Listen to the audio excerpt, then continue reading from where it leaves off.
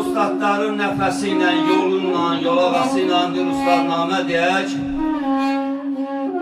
Evdəkilərə salam verilişin seyr edənlərə dad olsun, könülləri inşallah şad olsun. Ocağından, sənətindən, şeiriyyətindən qidalandığım, Qibləgahım, Səzdəgahım, Nadir Mərzəngəlinin 3 bənd ustadnaməsini deməyi özümə şərəf və borc bilirəm mənim əzizlərim.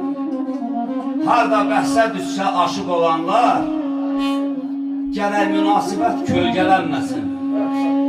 Heç kəs öz-özündən edib tərəddüd və güman olmasın, bəlkələnməsin.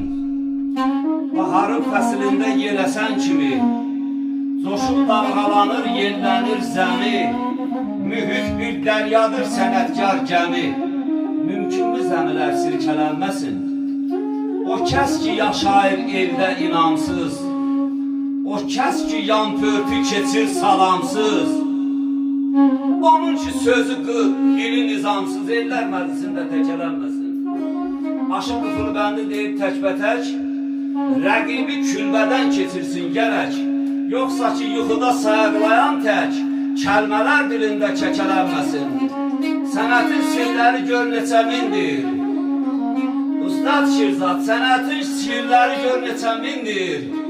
Açacaq özünə kim ki əmindir. Ustada naşısan demək çətindir.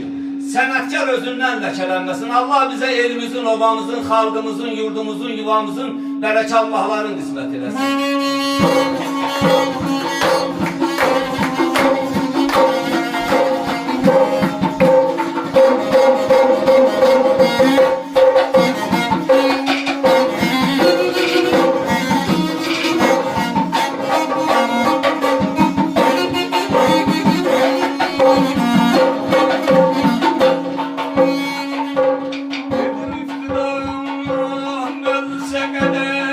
Basan başıqlar ustadı görün